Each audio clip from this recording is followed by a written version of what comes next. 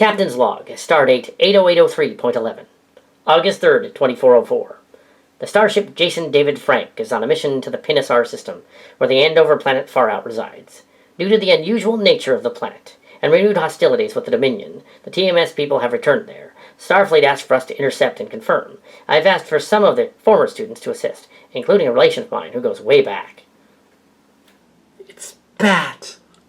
Well, you always wanted to say that. Yep. Hi, Dad. We were expecting you.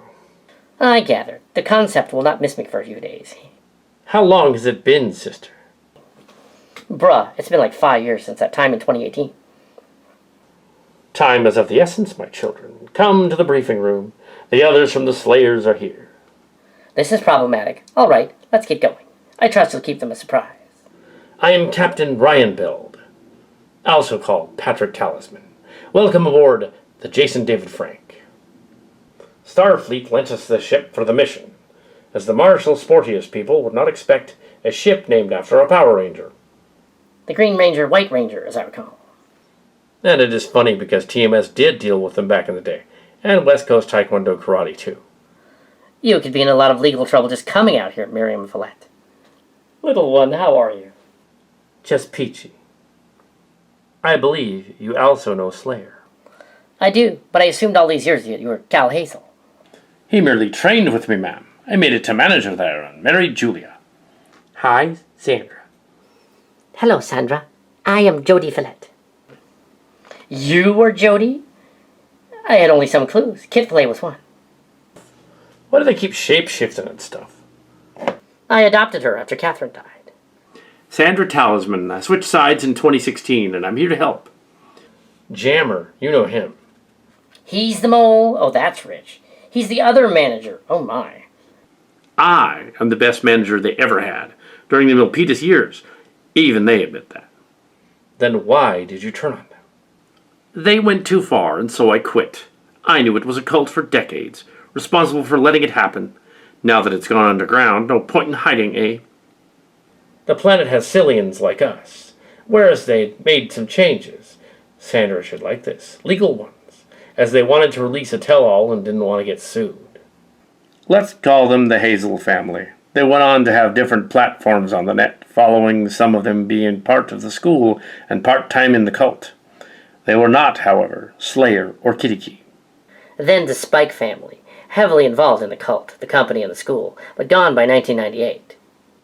Some reappearances happened. The Slayer family, as we called them, that was formerly part of the cult, had left in 1998 also. Well, except one, who changed his name and worked for the company up until at least the mid-2000s. Allegedly, one of them went to war and was killed. That is not relevant. The Cinders family, as we'll call them, were instructors. The wife had been a prolific blogger and PR person for the Guru. Then the Talismans, that's us, were broken up and later merged with the Saltines by marriage. The Talisman children, however, did not like this and later rebelled. The Joyful family and the Harvestman family were often confused. That is not their last name. Then the Tomat family were also high in the cult and knew of everything, like Saltine and Cinders, and were part of everything. The Kitty family would appear as different and unrelated families in the COL and other roles. At no point were they ever Hazel, except for 2010 to 2011. Then they stopped posting. The Fillet family was also unrelated families, and some related as renamed. All names have changed. Most of it are out. The cult is no more. This is what I have figured from reading the sportiest parts of the On-Location saga by Hazel. The Sportiest is the code name for the school, Young Sportiest, but it will remain on the ship. Understood. He only worked briefly at LWS, though. Well, part-time as an instructor, and in COL. I knew of the guys blaming for the incident in 1997. He was there until 2008. Yes, the 10-year-old blogs about the College of Loonies cult on the bullshit. Oh, that's a very famous guests from the cult. And then 35 angry ones in the beginning, which rose to thousands. But Gabriel Aghini may have never actually appeared there. The bullshit stopped around 2015, and there had been just a few comments since. A good run, though. Over 4,000 entries. One site claimed we were the largest internet thread on the site for some years until 2017. In 2011, we caught up with the real Gabriel Igini through a mutual friend, who suggested Kid Fillet Girly could go back to the cult as a mole for us. But he did not say this. He was never actually there posting. It is speculated he was on Cult Member also, and arranged for it to fall in 2007, but that was likely Yeoman, the interested party in the background then. Even though the false Gabriel Igini claimed he was there and called the cast Adamites and insulted him on company time, there's no evidence he was actually posting there. But they did know about the patent case, the divorce cases, and other goings-on in 2007. He was in those. Gabriel Igini was never on Bullshido at all. Now that it is so much later, years since the case, it is likely he could be out there. Our connection from long ago had dried up until now. But we got back with the guy through another, and he said there was no way Gabriel Igini posted on Bullshido. That is interesting, because everyone was so convinced he was there somewhere, even in COL. But he never was. Prepare the landing party. So, Jody, hi Sandra. Well, the rumors about you and Kitty Key being intimate in 2007, were they true? Let's just say I was 18 and leave it at that, Captain. I always wanted to get with him, but it never worked out. We did have chemistry. I heard about romance class from my stepmother. It must have been hilarious. That's nightmare fuel, kid. Glad there's no video of that. Trust me, you don't want to see it. I heard that you and Kitty Key had chemistry during that, and Grandmaster stopped it. Now who's spreading rumors? Yes, we did. I thought you didn't swing that way anyway. Sometimes I do. I'm an entertainer, so... C'est la vie. You are truly a legend, Sandra Talisman. Thank you, Ensign. Let's get to the mission.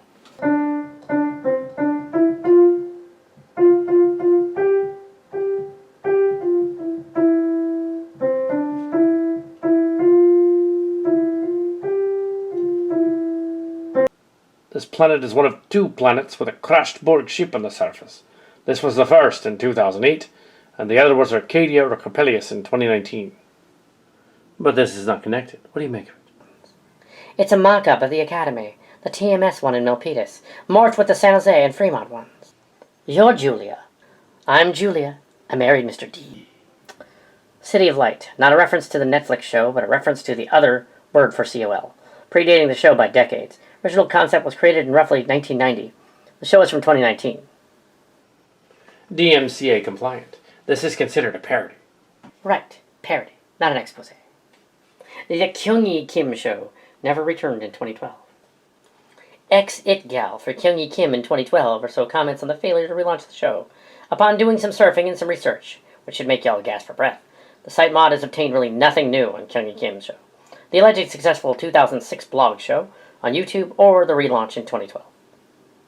You all have never heard of the show. Well, that's because it never actually aired.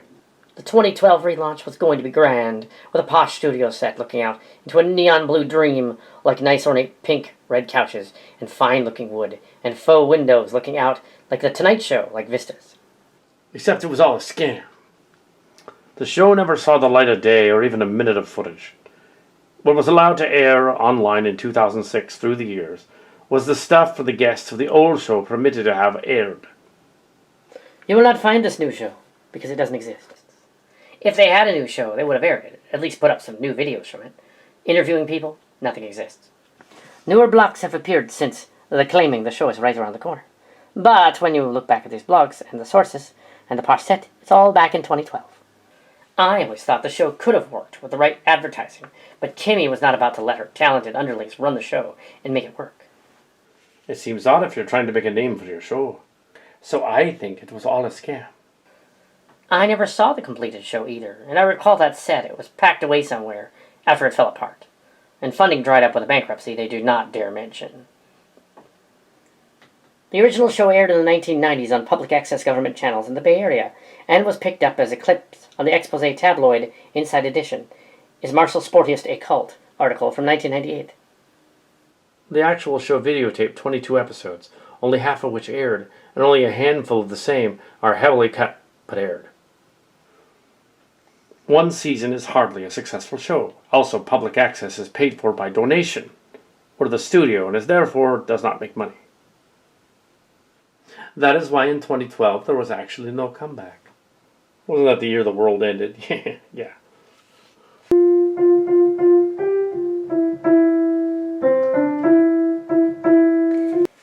It took some digging on blogs, but the prolific poster for the cult, who we'll call by her old name Karen, claimed that her parents had practically disowned her and rejected her awards and didn't appreciate her. In old blogs from years ago on Bullshido and newer blogs from 2012 and 2014, it's the same story. She's been fed the story and it isn't true. Like Dr. Kim, the other Kim, of no biological relation. She has a wild imagination and knows what she's doing. So it isn't just brainwashing from being a cult. Some of it is. We happen to have found her relatives' blogs, and yeah, they post too. It turns out that they're worried about her and know she's in a cult. They've been trying to get her out of there for years. They found the site about the piano lesson and were distraught at that. Not just because it didn't happen that way, but that Karen tends to think movies are real and turns stories into reality. It is true she didn't know the piano was a stringed instrument. Ha! Hard to believe she never looked inside one. It is false that they never attended her recitals and lessons, right? They were there, and they did congratulate her on one of them. They think Dr. Kim retrained her to dislike her parents and not appreciate them. One of her other relatives, possibly a sibling, complained that the reason she might gripe to this day is she didn't really win any awards for playing piano. She was average to good at piano, but she was pretty good at compiling songbooks.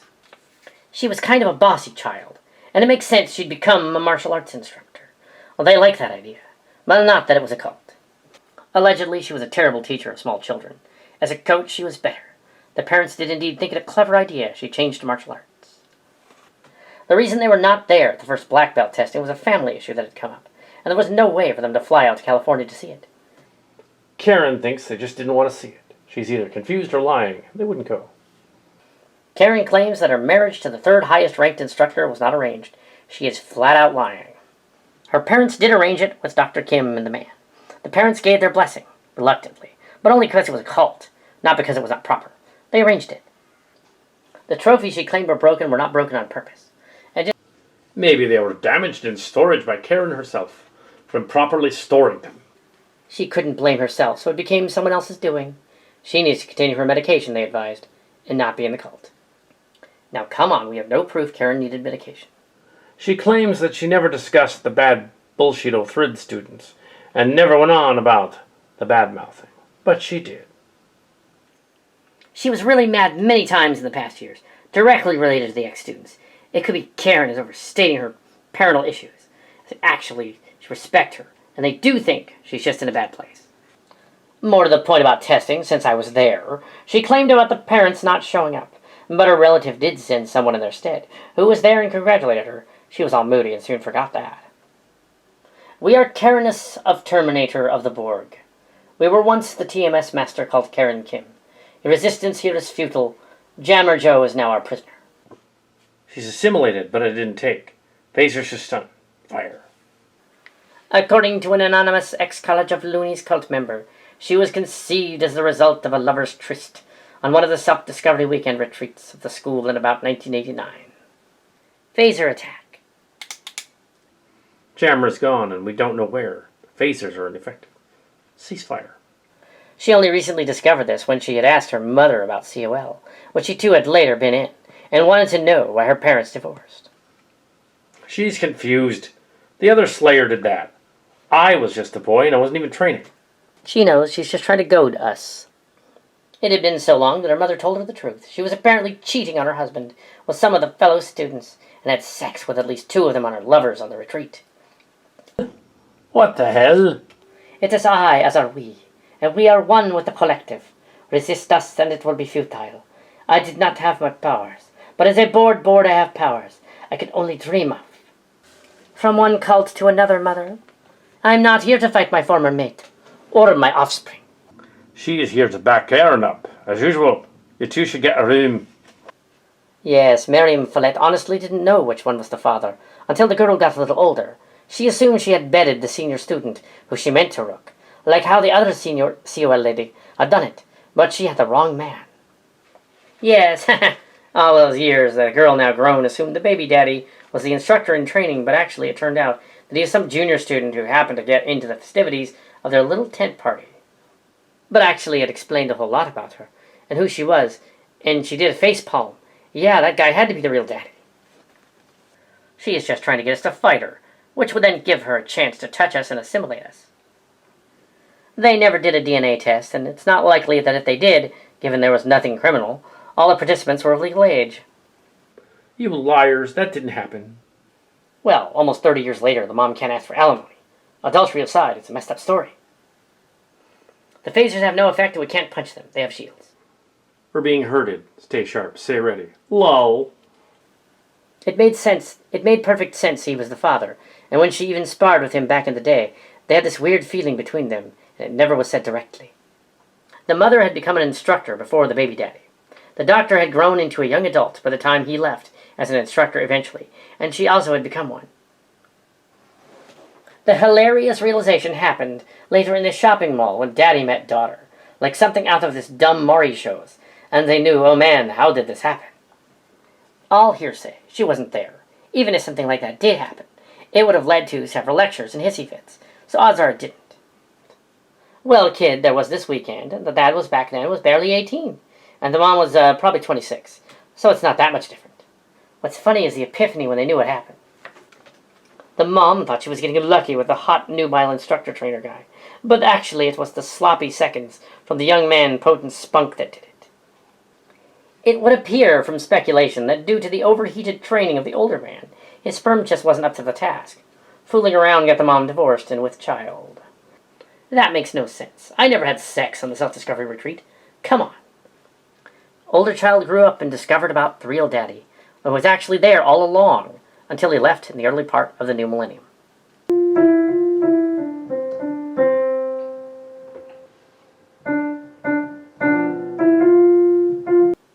Back in the middle 1990s, there was at least 2 COL students busted for looking at adult content, porn that is, of some form. At the time, this was not on the internet, as it was not in use widely back then. No, it was a magazine, although some sort of porn. Although Bullshido covered this story a decade back, it is interesting to note that the source of the porn was an instructor who was not really trying to make an object lesson, but was trying to get him into trouble. Angelica here really doesn't have any new information. You see, in COL at the time of the height of the cult behavior, they had teenagers living in the COL houses like compounds. Kim was concerned they might have sex, so she wanted some of them to be taught not to have sex, in her own way. They had to get foreknowledge, though, of their intentions. So, they had everyone keep a journal.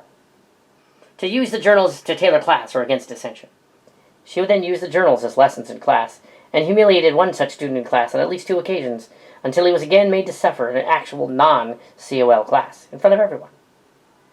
This is cribbed from a cult member article for Chica, but heavily edited.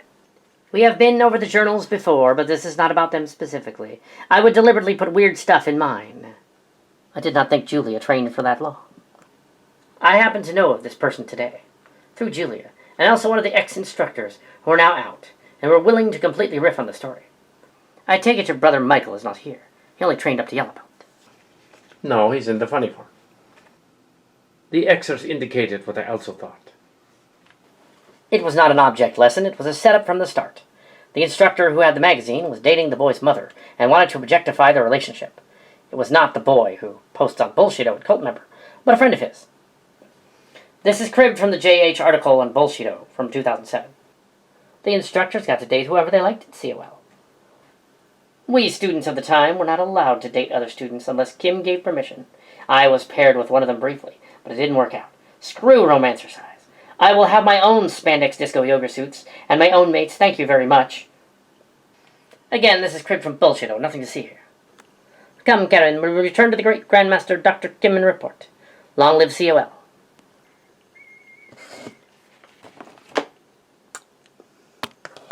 How did we get here? It's like a holodeck. We're still in the academy. Well, that was a strange one. Those 2 will be back. Anyway, Julie and I got to meet with the Xers recently, and we're very interested in setting it straight. It was all very confusing, you know, because of how reclusive and sneaky the COL members were, and freaking manipulative.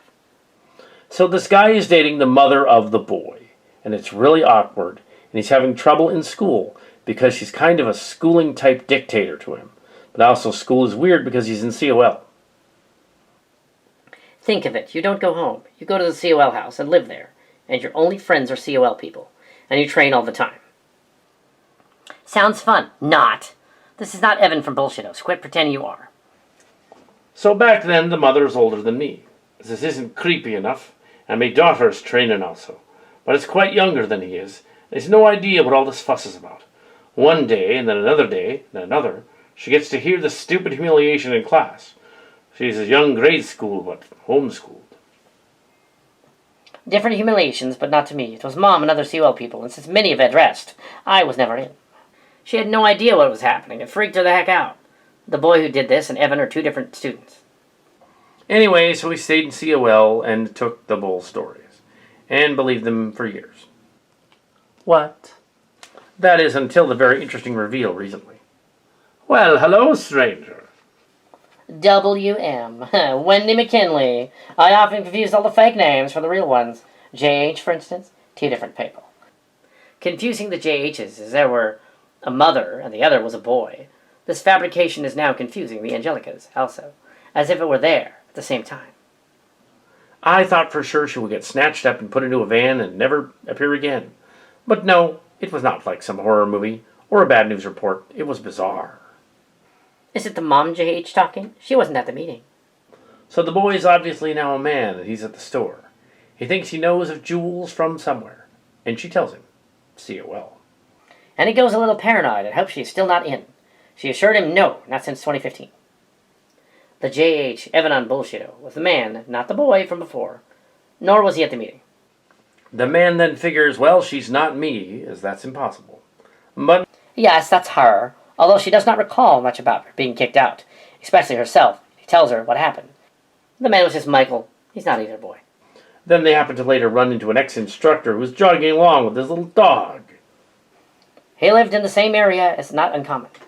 He reports that he has not been training there since 2006. That isn't what happened. He's the instructor. The details are wrong. Over a latte, they discuss the matter of their mutual misgivings. The coffee shop was called Pete's, but the details are completely wrong. Jules had left because she had been involved in a scandal blog they created as damage control, but it became scandalous. And she had a boyfriend they didn't approve of at over 21. Why did they give a care? So Clarity and Michael and I had a meeting. I only saw Michael. Now the instructor did not have such a shocking final story.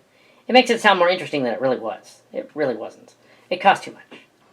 What he did have was an earnest and apologetic response to the former boy. He recalled the incident he had, and that Kim was totally out of line and should never have done that. But he couldn't stop it. He revealed that she was just being mean and wanted no horny students. It was hypocrisy. She allowed herself to be involved with some of her male instructors. The boy was not shocked. He'd been on Bullshito. Michael would not have even known the boy who looked at porn. I admit he could not have, and spread the rumors then. This is weird. This place is making us go on about it now. So the former teen student also revealed what magazine it was. Who gave it to him? None other than his own mom's then boyfriend. And it wasn't the first time that there's been men chuckling about dirty pictures. Wrong, kids. JH was not here. It was also not JH. It was not MH either. COL was lame. The older instructors told them. And that had been a cult. And monitoring the journals and using them against people is a way for a cult to keep operating. It wasn't wrong for a teenage boy to be curious about a nude magazine, any more than it would be for any other boy. It was stupid to be called out for that. The young man nor the former instructor would ever retaliate for the injustices done to them, the cult. And nothing weird became of their leaving. The shocking magazine never turned the boy into a psycho or anything. He ended up all right. True that there were two men at that shop, but there was no Julia. The magazine in question wasn't the issue, but rather the 3 B ratings Kim ordered on this poor kid and what his mom didn't do to stop it. She did nothing because she was dating another instructor and was kind of weird. Angela wasn't there. In the end, the last word was a comment about a cute little dog peeing on a fern, which reminded Jules of COL peeing in the wind. I did not own a dog. If Kim had done that to my kid, she would have gotten it from me. Sure. Michael doesn't have children.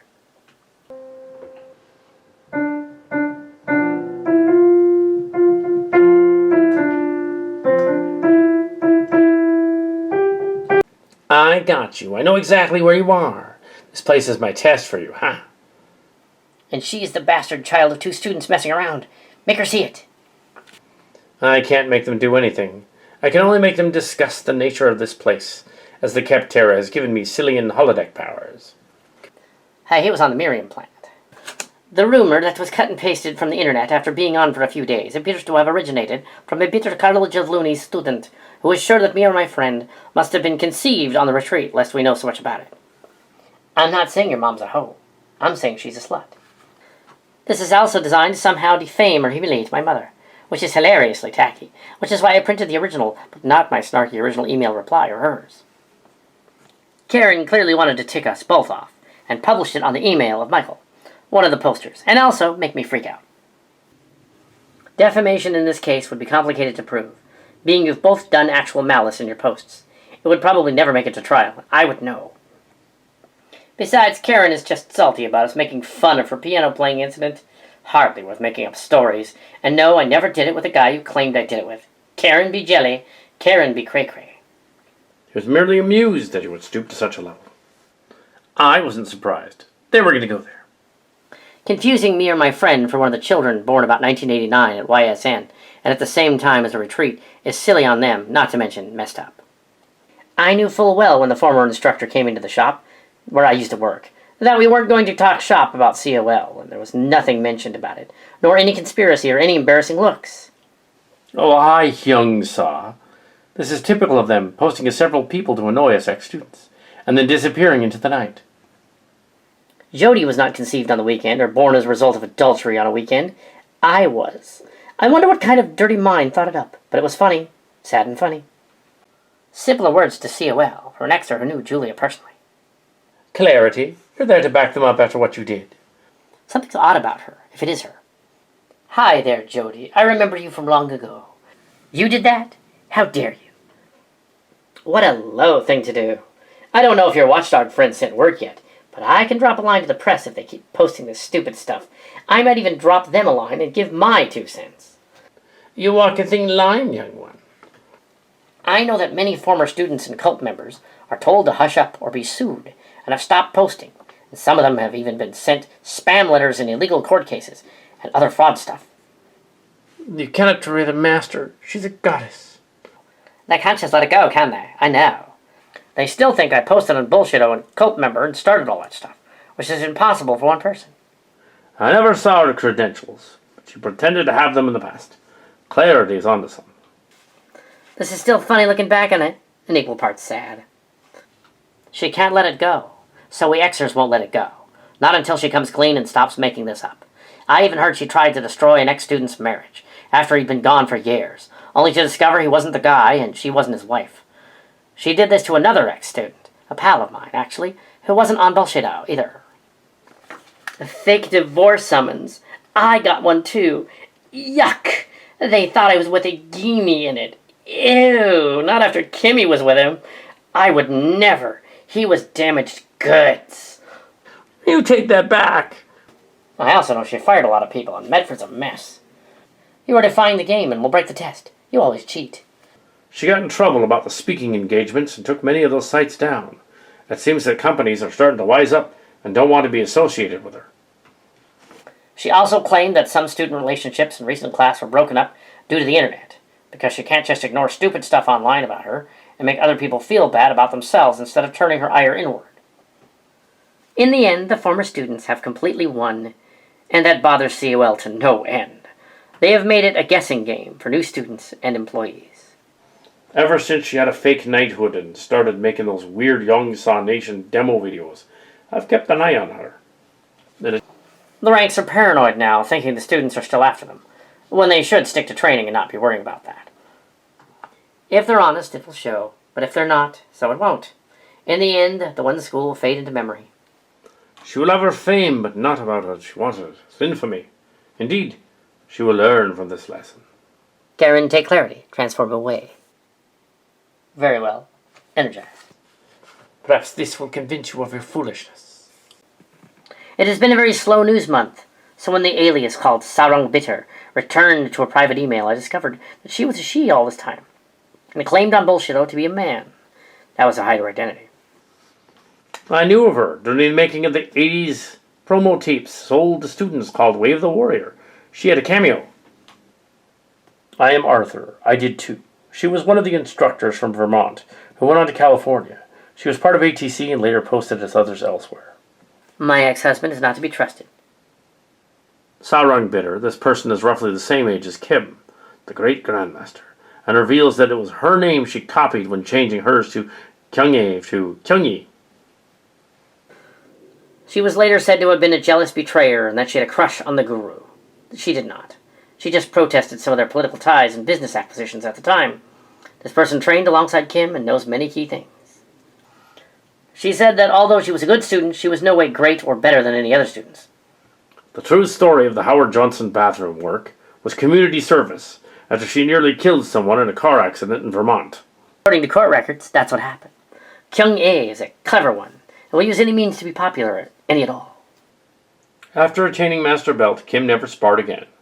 Not because she couldn't, but because she was above everyone else now.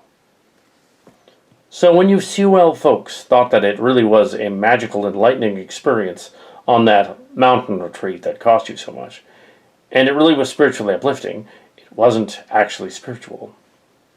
You're going to say it was chemical. According to a source once deep inside the cult, and another slightly less disgruntled, and a third very annoyed one about all things spiritual, the cult used drugs to make the students relax and experience the samtang, the sweat tent room, and the fireside chanting. Bibi is not a reliable source. Arthur Fillet did not train there long enough. Was not there on the retreats. It's Fillet, it's French. I keep telling you that. The odd thing was the most disgruntled ex-student was contacted was not mad about the drugs. He actually got them some of the stuff. He was mad that he did not get paid enough. It turned out that some of the stuff was just pot. They used the other stuff in the food, which had a similar effect, and also spiked the sweat tent room. Oh, big-time drugs. Oh, pot. Come on.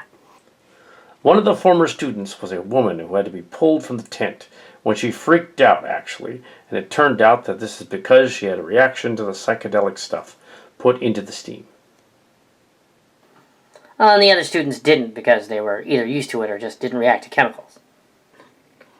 That lady was just afraid of the dark and was also already crazy, so anything could have set her off, according to a real source who was there, called Ronan. They didn't include anything seriously potent, so there were some students quite familiar with drugs on those trips, and would have known, so they used mostly THC and some mushrooms. They did not use LSD or anything hard. You made that up. In order to mask the smell of it being marijuana, they didn't just toss leaves into the fire, but used extracts and other compounds that would not get off the smell. What are you actually talking about, Arthur? Although it would be funny if they did drugs on the SDW, I know they did not. I was at some of them. No, it was all in their heads. The food was not dosed or laced. The mind is just easily influenced. Alcohol was also used, but not for cooking. They don't do the retreats anymore because it was allegedly too expensive, and people stopped going. No, it's because they got caught. That's funny. Back in 1997, during one of Kim's freakout sessions, on something, she threatened to castrate some of her male COL students. She has a drug problem, or at least did then. They covered that up, but it was outed on Bullshito in 2005. Prescription drugs, maybe, but there's no proof. Nowadays, though, she is medically not well. So she probably takes certain medications to relax and not have pain, which is fine. It's still hearsay. These retreats were actually kind of sinister, as it turns out.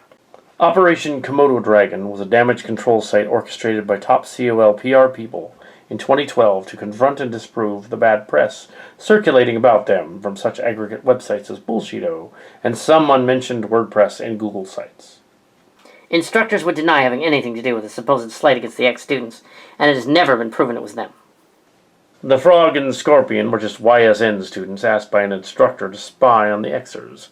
It also seemed crazy to even try that. It would make them all look foolish. No evidence beyond Bullshito was ever presented figuring anyone beyond that one, Clarity, Angelica, or Blackie, who wasn't even a student. So the damage control eventually did nothing to forward the cult, but certainly made them some new subscribers over the years. They did not. That's unlikely. Part of the damage control, which was hatched later in 2012, was to make it look like Kim was being bullied so that people would feel sorry for her and draw more youth channels and make the people believe her story. Well, it was like when they used to hold parties and would come and complain about her parents to get attention and sympathy. She asked, "Can we do this online somehow?" And we said, "Sure.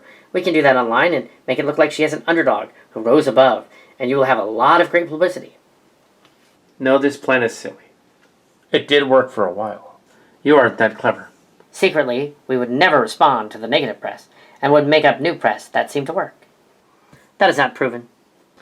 What they didn't plan for was that the younger people were more net savvy, and had been playing the game, and had determined that it was wrong to make up a fake lie channel to make Kim look good through bad press. The YSN spies were only a few and not serious, and this is blown way out of proportion. Archives were backed up, and one still remains. They fired all but 2 or 3 of the originals, but kept the lady in charge and her lover. They only had 2 originals. We refused to spy for them and came out here.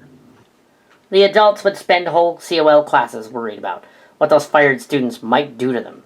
Kim would rant on the phone or in class about it not working. Yeah, they did fret about that.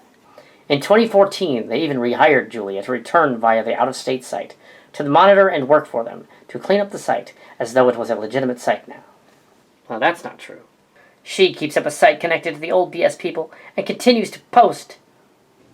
Kit Fillet Girly was the site Julia ran, but it was closed from her during the 2011 purge, before OKD. No, that was me. Quit pretending to be me. It could be that COL just wanted to have it all, and could not stand up to social justice. They knew they created it. No, YSN created it, but under the table, and it was not sanctioned by Michael or Angelica. You're confusing the Angelicas. We must go to discuss this. I want to follow them and see where they're going.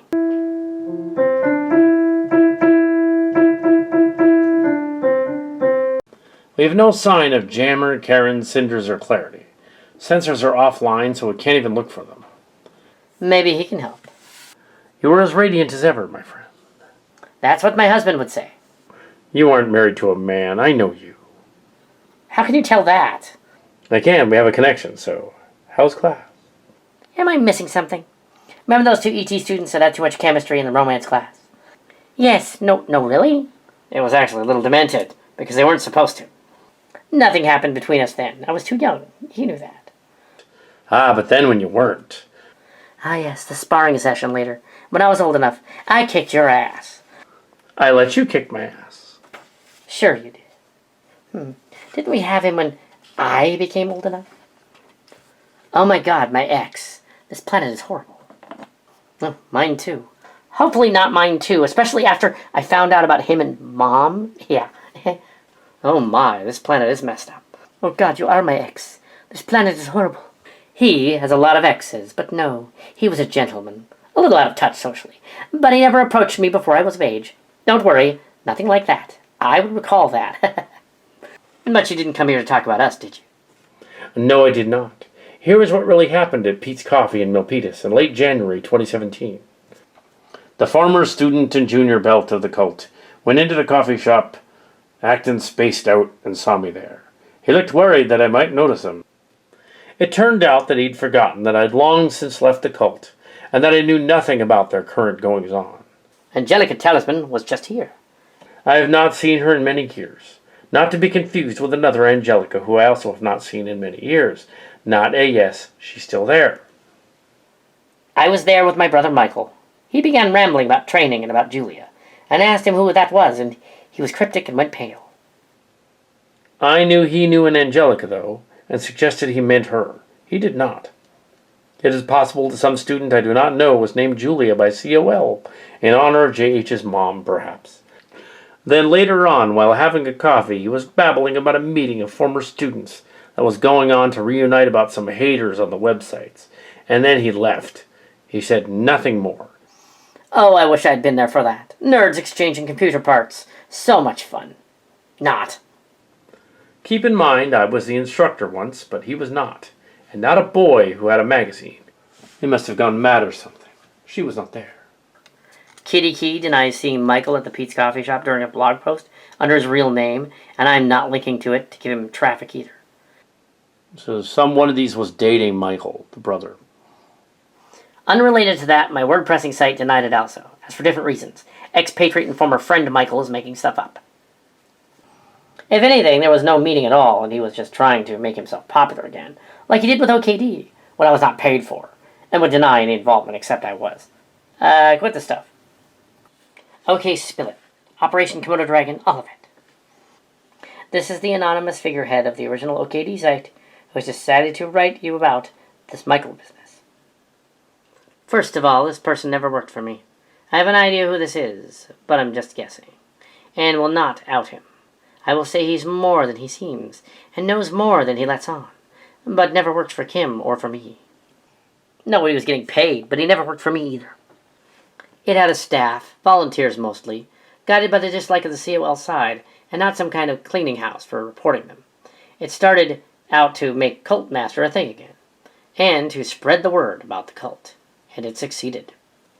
It was never on the side of COL. I actually hadn't been in the loop since 2009, but they did the site based on other former student testimonials. I did not know who Kit Fillet was. I am Kit Fillet. Oh crap, really? Oh wow, I'm Lighthouse Girl. I know, you might be using my name, but I have no idea who this person was. You're right about name confusion, that many names were swapped in the cult, because it was a cult. You're wrong about the rest. I don't think either JH has ever contacted you, or any of their families. You've been had by a likely present COL student, who is using you not to disrupt other students, but to make confusion. Ignore them even if it makes you have less traffic. Best to not let them, or encourage them to have an interest in your website. You're right, though, about the Angelas not having any ongoing contact with you or us since 2011. HoloCat posted as Kitty Key, stopped posting in 2011 and never returned. Others have pretended to be him, even some former black belts, but they're not him. I don't think anybody at TMS was ever named Kitty Key. I think you've been tricked there, too. Operation Komodo Dragon was the site Cult Slayers took over for, not what the YSN site had been called. That was called Operation Frog and Scorpion. It was designed to have damage control against the cult members, but it got a conscience and turned on the cult. Although it was misleading as I did not return there in 2015, that was someone else. All humans have souls, and all humans are and can be energetic, but that does not mean that you have a mythical superpower that can make energy balls out of your hands like a cartoon anime hamster. The mind is powerful. Your thoughts create your reality. And here it's literal sometimes. That light you saw staring at a candle, or those floaty things, or that odd glow on some things, it's all in your eyes. It's not an aura. The guru is not a key energy master because she made it up and pretending to have mythical powers like a super ninja. Anyone can think and visualize something and do it. That does not mean you're a space ninja. Do not look into the sun ever. If someone tells you to stare at the sun, he's an idiot. If the guru tells you to look into the sun, don't do it. Anyone can visualize something, but not that. It makes you an idiot. Your guru does not have the power and cannot knock down opponents with his dragon ninja balls. Although balls are exceptionally funny in that context and ironic, considering the old guru was a woman. Mostly the women trained us, though, but the women can be more deadly than the men. Do not mess with those ninja key energy hand pushes. Or do, because they're staged. Breaking the bottom out of a bottle is a parlor trick. Keep all you like. Tiny guru knocks down 200 lib dude. But it's staged. For a fee, you can learn about the key energy. Do not join a cult. They sometimes use the mythical power of suggestion and make people give them a lot of money. I did not say I wouldn't publish anything, just not directly about the cult. Hello, I am Norman Fillet, brother of Michael. In 2010, it appears that there was part of Frog and Scorpion, former allies of the COL cult, got into Kitty Key's files and took some of them to copy his style and events, pretending to be him, and then defame him on Bullshido, where he posted about Kyungi Kim. They did. That seems unlikely. But in 2010 on the Bullshido site, it was suggested that the poster Kitty Key had been hacked and his laptop files taken. Maybe there's a time-traveling Hunter Biden who has the files in the future. That joke won't age well. This is what was allegedly on the thumb drive from months ago, the files which passed from the OKD people to the former students and Kitty Key eventually.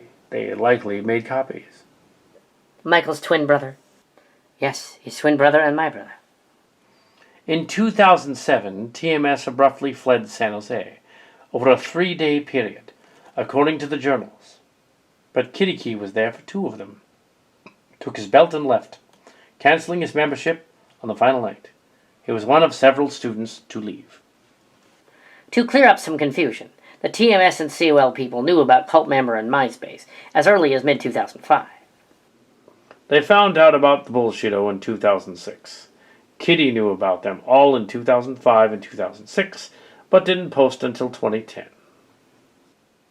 The other 3 Kitty Keys posted earlier as several aliases. Allegedly, I thought it all myself. Imagine that. You were never in COL. Explain that, sir. Kitty Key, not to be confused with Cal Hazel, was in part-time COL long before BS poster Claire was leaving COL, 1998 to 2001, and would have known him. Evan reportedly left in 2002, but Kitty stayed on part-time as a regular instructor student, and eventually got to second-degree black belt, before leaving in 2007. He did not technically return to COL during 2002 to 2007, but had been allowed to attend DT classes. Now he has his files back. The drive was left at his meeting place in April 2017. It doesn't matter now, because Michael is dead. Yes, our brother got the virus and died from an infection. You'd think it would have gone out differently. But that isn't why we're here. And these people are stalling, making us stay put while we discuss blog stories from years ago, as if they happened yesterday. Jammer is still missing. Cillian Space did not revive Michael. This is messed up. Hello, everyone. I am still here. Now I understand what the Grandmaster wanted. This site is not going to be cancelled anytime soon, and will continue to cover the smoldering remains of the College of Loonies cult, as it might try to make a comeback, and will be there when they least expect it, to stop the cult's plans to resurface. If anyone in the cult claims we have ruined their relationship, we will assure them that this isn't possible, unless the relationships weren't very solid. My marriage was fine. We will not promise to stop under any coercion, as freedom of speech is still a thing. Is COL a cult? Yes, it is a cult.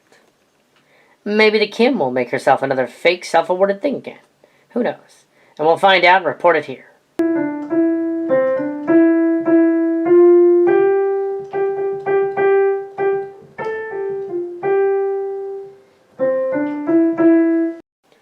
Last July, was it 2018, Bright House sought to move out of California entirely, going to Medford, Oregon, where their manufacturing is. This suggests several things, the largest being they have to sell off the mansion by the 300-acre site, and they're leaving and they can't hack it in California anymore. They have forced the store into 3 websites, as if it's something amazing, which it isn't. It's something showing they're giving up. LWS was the money-making computer company engine of the cult, College of Loonies, and of the martial arts school, Martial Sportiests, from 1998 to 2017. The site lies. It started in 1988, not 1982. Check the old stories. LWS was just LA before 88. These people are still overreaching for some kind of net news. Their company is still small, barely international, and they still perform cult-like office practices. The deal might just mean that they're moving the cult and the school, and the company was last. No word on what became of Stargazer Estates from last June. Energy. Mathematics. I am called Carl Anderson. In late 2005, there was allegedly a palimony and fraud case against Gabriel Aghini, a former president of LWS under Kyung-yi. You see, Kyung-yi had been his common-law wife, but not legally. She sued him because he allegedly slept with another of her underbosses, then divorced Christina, who alleged that he never did. But then Kyung-yi had a jealous fit and had him fired, and her too. The case was mysteriously and quietly settled in May of 2008, but did not get out until August of that year. The undisclosed amount was merely his back paycheck. Well, that was for a number of reasons, as Kyung-yi and her group were becoming annoying to the lawyers, and spending a lot of money with the instructors, putting out bad press and trying to stop former students and employees from posting their own version of the events. It was more than a paycheck thing, or even a palimony suit. It was a battery suit, too. An accusation against Aghini that never stuck. Former students and employees, such as Ross, were part of the apartment where AG and KW lived, and they were witness to the event that disproved any sexual contact, and that Kyung-hee harassed the president constantly about his affairs when he wasn't actually having any. They tried to frame him and made up another patent thing, and that failed. The fraud charges in the case included use of funds and stolen product ideas, which were dismissed as bogus by April 2008, especially because many of these items were accounted for as clearly not something he would have purchased, or stolen, or could have. Kitwall refused to go through with the battery charges, and it was revealed that Kimmy put her up to it. She was an ex-lover, too. 3 anonymous posters came to me to report this to me, but I will not reveal them. I will reveal them to you in print. It was not a settlement, but a case tossed out, because they had nothing. It never went to a jury court. It was being a gag order until 2014. One of the allegations concerned a restraining order, but no such order was given. Not wishing to perjure herself, Kyung-hee was urged to drop all the charges and pay up, because had it gone to trial, it would have been the end of her organization. Carl had written to my late sister Catherine about this. Well, this is one of the COL people so lauded in the site Bullshito about 8 years ago. I would like to clarify this for your site, once and for all. Some key points you might like that our COL was still a thing until this year, 2017, but didn't operate as a business and was under the table, so to speak. Kyung-hee has since sold her mansion and Bright House has moved to Medford, but the school on Albray is still there, being run by Thomat and La Palma. The infamous Gabrielle Legini case took place in 2008, and there wasn't a gag order. They had no order because it was neither a settlement or a trial. I'm afraid your sources are just mistaken. The court record that used to be online is from one of the LWS people and was since removed, and so it's not a source. An internal civil case is never going to appear in a public document on the internet. For those to be any mention of that is nonsense. It's a fake and fraudulent document. You should ignore it. Here is what happened about 2006. I was there, although time and tide has changed, and some of my facts might be fuzzy. Had to think about it again. Kyung-hee forced the breakup of Gabrielle Legini and Chris because they were working too closely together, and she got jealous. She assumed that there was a unsanctioned affair, which would be perfectly all right given Chris was divorced from Michael, and Gabrielle Legini not legally married to anyone. Maybe his job, but not Kyung-hee. That is kinky, and I remember being shocked to have read it. The master sleeping with her own students. How moral is that?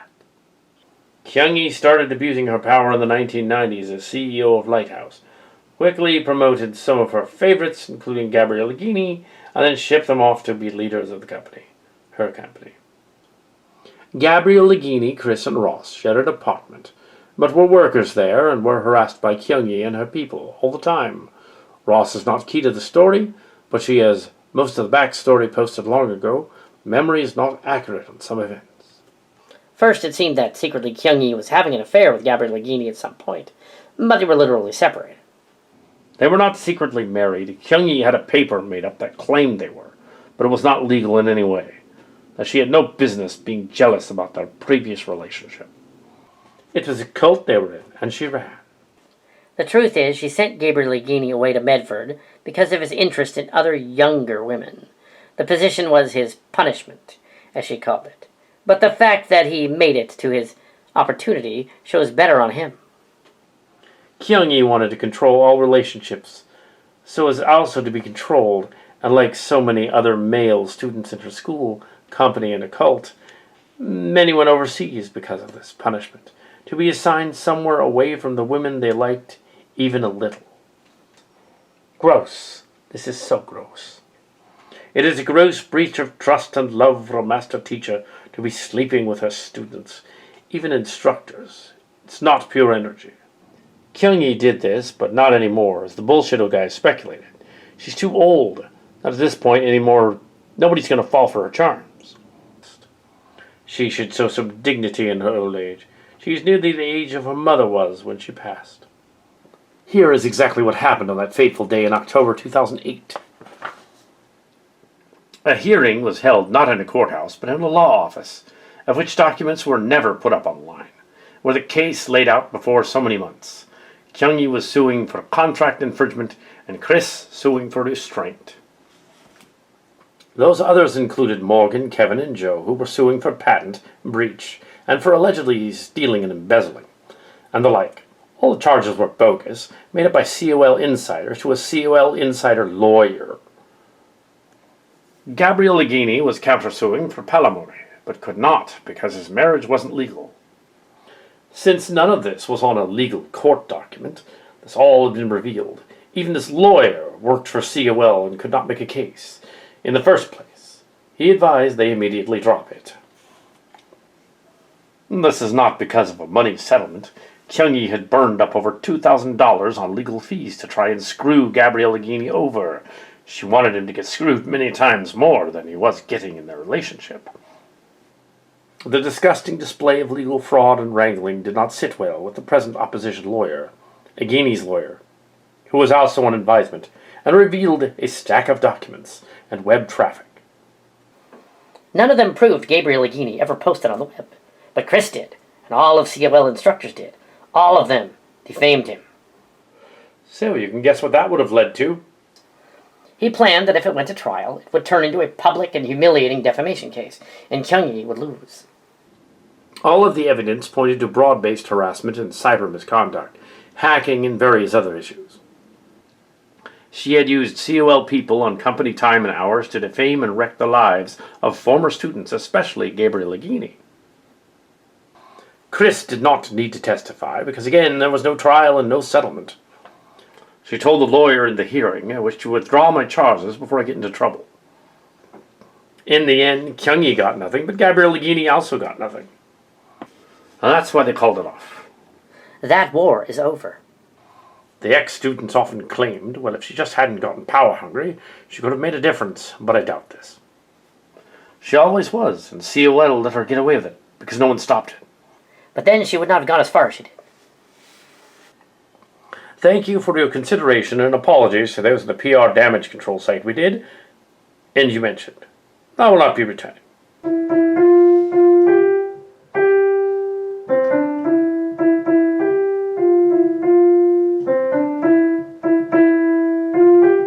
Yeoman was Cinders the whole time.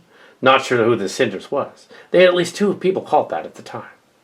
TS student was also Kitty Key, ergo Kate, and LWS girl was also Michelle. Cult member was never run by AG, but his ex, Christina. Cult member OK Dragon was entirely the work of Sack, my wife, and her little demo kids. Michael was secretly working both sides, and is still until recently. But he's the other Michael, not Kate's brother. He is not to be trusted. Scott had been one of the moles all along, playing both sides and siphoning off funds to offshore accounts that Kimmy didn't know about. No, he wasn't. The computer company is, and really was, all along, a front for a laundering scam, with several other scams running at the same time. Bankruptcy stories in the 2010s were merely examples of how they got out of debt, or tried to, without success. The moles claimed the studio was gone, completely boarded up, and moved to Oregon. The 2017 testing video was a ruse. It was cobbled together and heavily edited from other footage of the supposed 8 people that tested. Only 2 were actually still there. She fired a bunch after a fit about some online stuff in late 2017. As it turned out, had nothing to do with them. Coffee shop girl is real. As Kitty once said, mind blown. Name withheld. Kitty finally confirmed it. As far as we know. She is the wife of the second Kitty. Well, we guessed that since they wouldn't have stopped dating just because Kimmy demanded it in a fit once. I was one of the prep people who had since rejected the cult. I've also been harassed by the masters afterward, even years later via late phone calls. A previous 2011 master testing turned into a PR nightmare when nobody formally at the school showed up, and they hired 20 or so fake martial arts students to pad the seats. The staged bucket footage that finally had been released in 2013 was old and from a 2007 demo. Stargazer Estates was not the cult. They had been using the name as a front for years. The mansion was sold because they lost their dough box on the old cylinder building they rented for millions. I'm one of the moles, Joe, and I say it was ironic that my business sense kept the Milpitas one going for years, but in San Jose and Fremont without me it didn't. Kimmy, now 72, attempted to keep secret affairs with high-level students like AG, but in the 2008 settlement, when she was 62, she got nothing, or very little, and attempted to sue him. He also got nothing or very little and chose to start over. At the time, AG was in his middle 30s during the affair. The woman in her 60s. Her ex added that she was not the only one screwed. Kimmy had been running such relationship scams literally from the beginning of the school in 1985. Some of them were almost arranged marriage scams, and some of them were successful in the sense that she married off her elites. No master should be arranging marriages of her instructors to her students. Even one of them is my stepfather and mother. Although the website still claims the academy's in Fremont, it is not. The cell number is one of the instructors, and he still pretends it's open. Maybe he hopes that anyone calling will go there. Asking them about the New Mexico real estate problem of 2007, we would get nasty looks from them. Also, Arizona, Canada, and other sites were mentioned. The one called Brockshire was just AES. She's possibly still in. She was cleverly using a proxy server to pretend to be operating from the Milpitas area. She actually is in Fremont. Blackie was someone named Hope or Joy, or someone pretending to be. CO loves to change names. The settlement in 2008 was for an undisclosed amount, but since they broke it off, the amount was about $5 million. The asking price of the sale of one of her Fremont buildings in 2013. Interesting. Scott and Michael might have been in charge of the biggest scam ever to dupe their leader out of untold money. None of the online sites make any profit from outing these people, contrary to rumor, and the actual COL and TMS sites get barely any ad revenue, even by cheating using algorithms. Kit Fillet and OK Dragon and Helikitty K were ultimately the fantasy of SAC, and some of her students, to make it look like ex-students were posting more, because she had been banned from Bullshito and wanted to make them sorry. Blackie or Brockshire was merely her friend, AS using her own student allies. Who knew such things? Neither did anything but spread disinformation about the school. It did not help their cause. Kitty 4 was one of SAC's people, and one of AAS's. She left. She took all that info with her. She's now unmarried, has a little dog, and a broken-down car, and lives in Fremont. Yes, Albray is gone.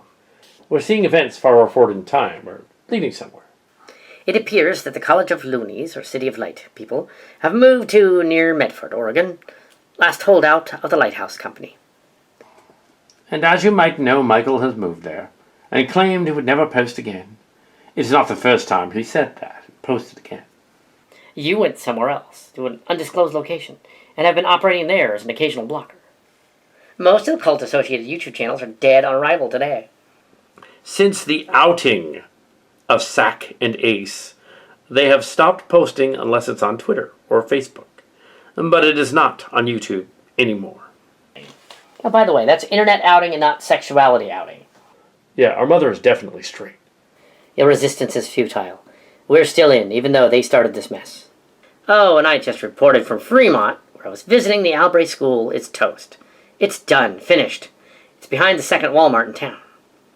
The school people of the Martial Sportiests still say that their website from the school is opened and located in Milpitas, San Jose, and 2 in places in Fremont. Not one of them is opened. Maybe someone is there, but they would doubtlessly never let Jules go in, huh? Milpitas, 1985 to 2004. San Jose, 2004 to 2007. Fremont 1, 2008 to 2013. Fremont 2, 2014 to 2018.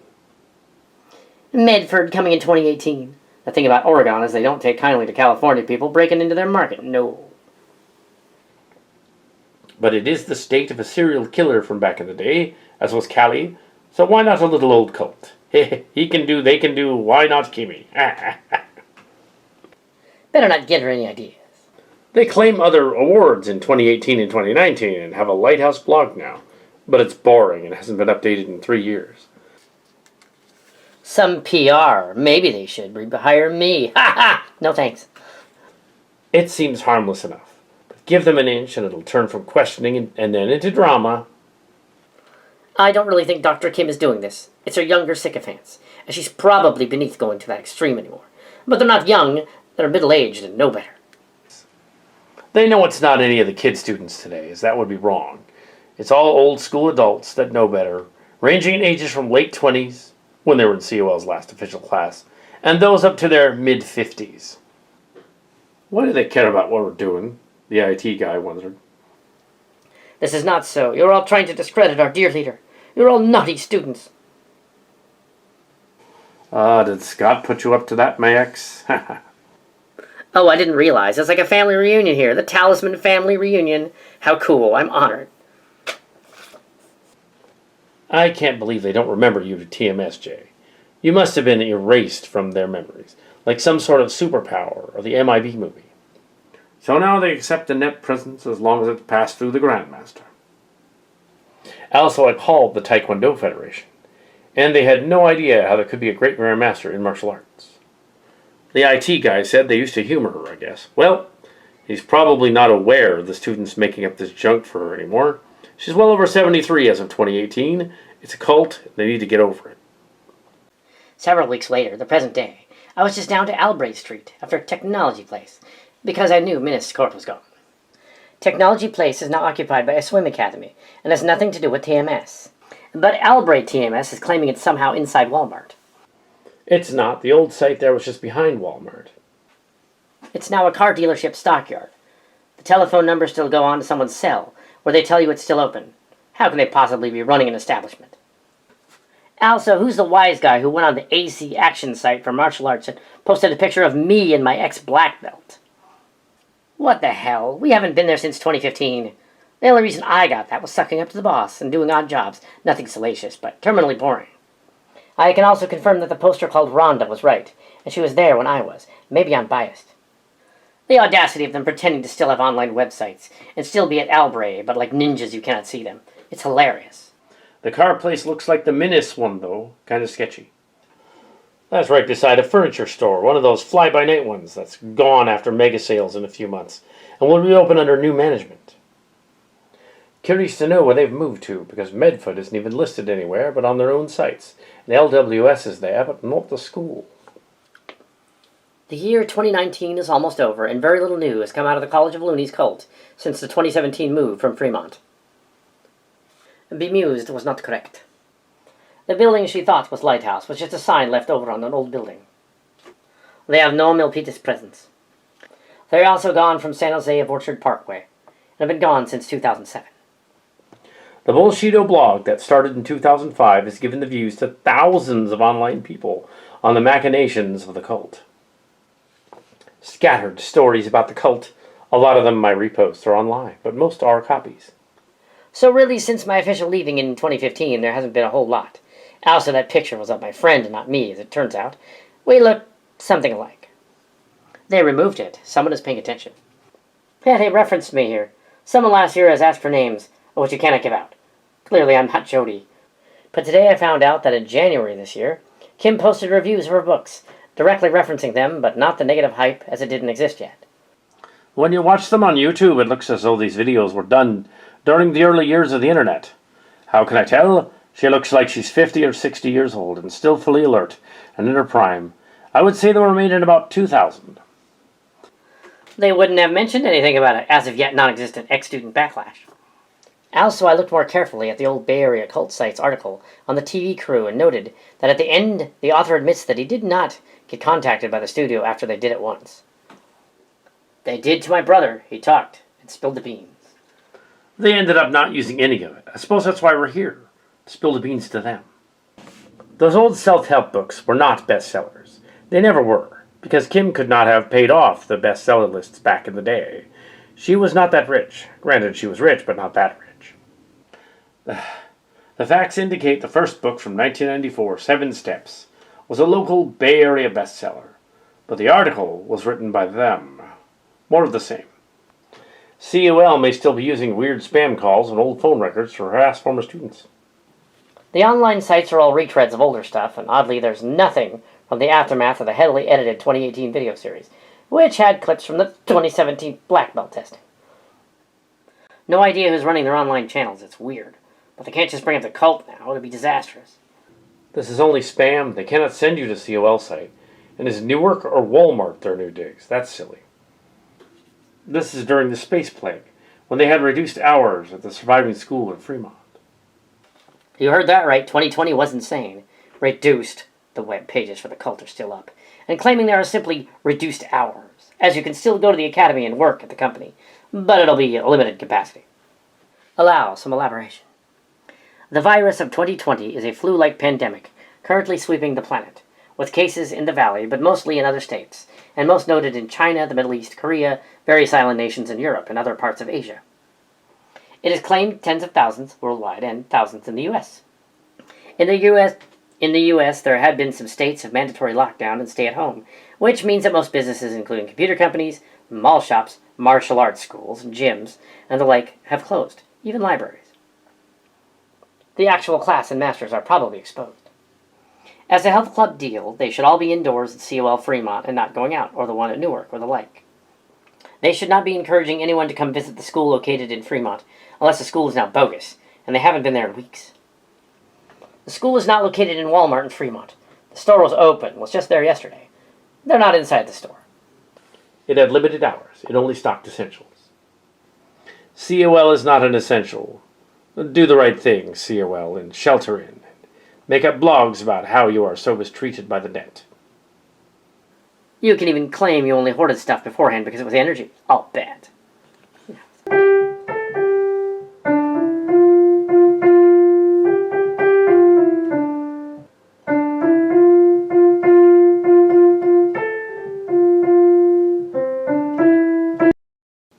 Well, there was a period where Kimmy decided that she wanted to find religion around 2007 to 2014 or so, and would do videos near churches and at masses and synagogues.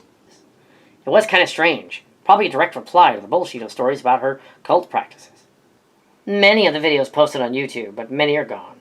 She was very concerned about the bad PR from Bullshito, and there were many meetings about the ex her students back then. They would never post on the site under aliases. I did. I was TMS student. Not very original. Anyway, there would be spiritual moments at churches, or with candles and at events.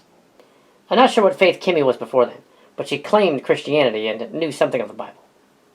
It didn't seem to occur to her that some of the practices would seem cult-like, or if it did, the larger student body knew nothing of COL and its inner machinations. Bad PR.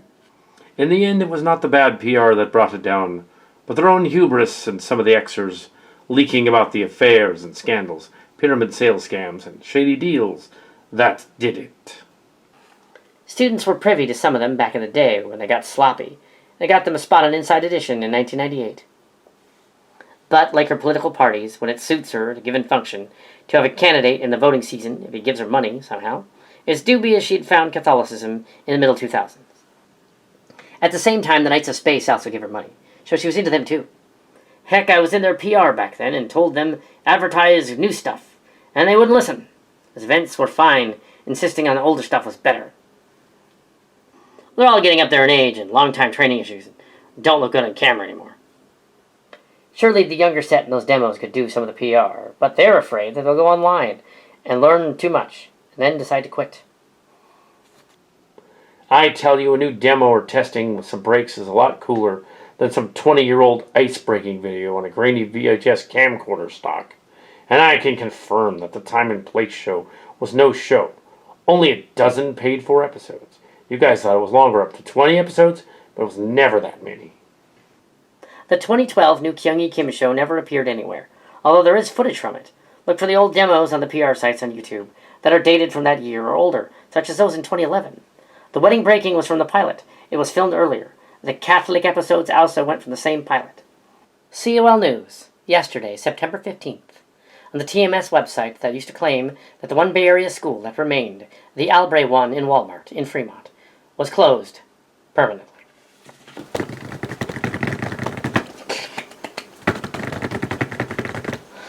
Well, they were never inside Walmart, as they were never allowed a martial art dojang in their store.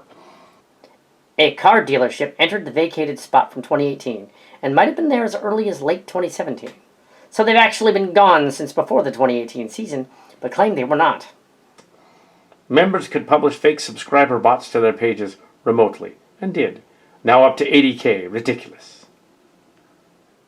Many of the cult people moved to their Medford computer company, but there is no school there. Given that the story is making us tell, it's about what happened to them. Recently, the pandemic caused the area schools of every martial art to close, but they were gone before that and never updated their site. The cult was still operating in 2017 under the table. The studio would put up occasional testing videos and schedule meeting events and show spliced in older footage. In 2020, ex-student blogs posted that the school needed to put up an announcement that they were at least closed during the pandemic, and that it was still going on, and no sane person would keep a school running during one. They didn't comply. In March, hours were only reduced. Now in September, someone updated the site with permanently closed over a red background. It would appear that the bloggers won, but only because of a pandemic. We merely observed this. We were not there when it happened. MSJ here. Guru, you're endangering your company workers. Close down the LWS plant during the pandemic. You might claim that you make masks, but we know you don't, and just buy them from outsourcing. You are not an essential business. Please close down. You can keep the mask racket if you want, but all other employees, send them all home. California has one of the highest rates of the pandemic. Do the right thing. The money is not worth all the healthcare lawsuits that will follow when your people get sick. Let your people go.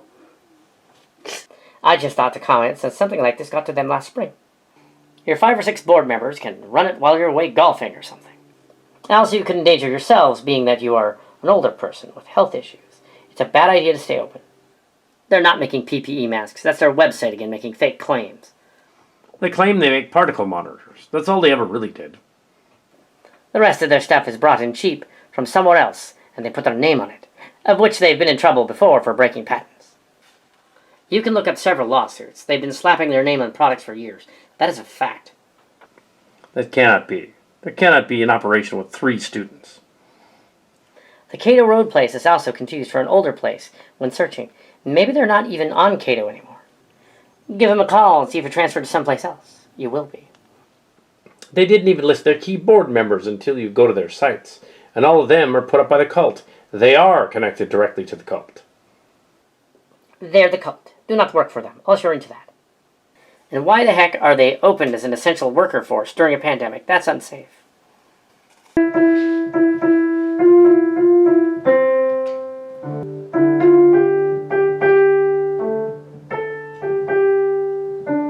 Hello everyone, I'm Mrs. Tomat, number 2.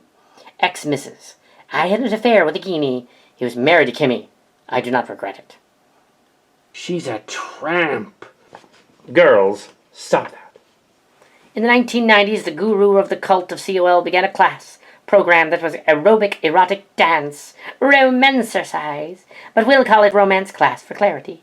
The class took place in 1996, about the time COL caught on as a thing. Why is this program or whatever so obsessed with that class? We broke it. Yeah, well, we helped. Tomat and his bestie really broke it. The third chief instructor, Tomat, was dating a student who was related to another student. The whole reason for the class to exist was to hide the fact by celebrating it in the open. Not at all arranged. It's clearly a control thing. She kept the room in line, they're all happy.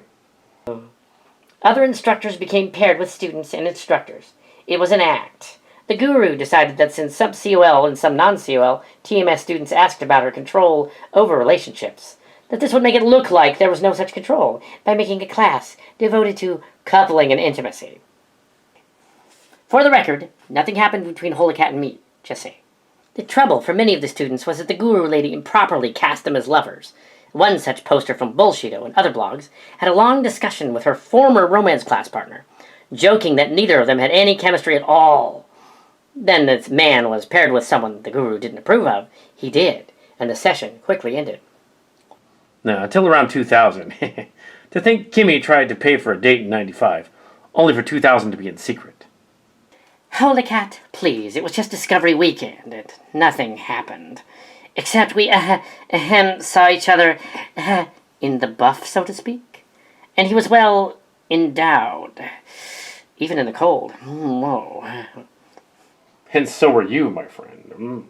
But Tomat was secretly seeing Kitwall here. The ultimate result was a jealousy-filled disaster that, if it still was out there, would make a fascinating, messed-up video of what not to do at a martial arts school. It didn't happen like that. Even though Karen and I did, at the time, A later 1997 story that the guru made her male students swear not to engage in sex for threat of castration. That was a result of this botched class. Rumor has it, this may have been exaggerated. Many of the instructors had gone to the dark side and were having relations with the students. This was not so much about sex, but about power, and they were taking advantage of their authority. The rest led to the 1998 Expose edition broadcast. many of the teen youth in Sewell didn't know about all this and liked romance class even though it was weird to us. One such person was the girl who had chemistry with the male student, another one, and she commented that although they clicked, it was called off because they almost needed to get out a hose and wash them off. That was you and Holocat, or possibly others. You didn't do anything. Years later, when you were of age, well, maybe first base. Rumor has it. Oh, definite maybe. We have the same birthday, and he was so sweet on me. He even wrote a song about me. So did I, but it was not to be. But it would have never worked out because Scott would have been stepdad, and that would have been weird. I think you mean in-law, but oh well, I get it. Tomat, who was dating the student, ended up breaking this off when most of their footage was bad, and the odd power trip became evident. The class did not engage in actual sex. The form-fitting jumpsuits were truly gay. According to one student who was gay, the suits were covering their private parts, so there was no actual contact. It amounted to a feel-up with aerobics. Copyrighted music was used, which would not have been a bad thing before the internet, so that wasn't one of the reasons it failed. The videos were all destroyed, and there were no recordings of this thing out there, except possibly for the one in the instructor's possession. That was not the only reason, so as Tomat broke up with the lead girl, too. Also, it became evident that the third highest male instructor was paired with the third smartest PR student, and they would be married later, so it worked out for them. Yes, despite her denial on this bullshito, it was totally arranged. Was the then divorced lady with the kid there? Yeah, she was there. She was not paired with the guy she fooled around with, and had no chemistry with the one she was with either. It was a total disaster. One for the history books. It taught them not to mention private lives, and a no dating rule was developed. But this too backfired. They didn't need a no dating rule. We instructors needed one, but not the students. But as for the former one said, where's the fun in that? Yes, indeed, she would not be interested in you, sir, if you weren't an instructor.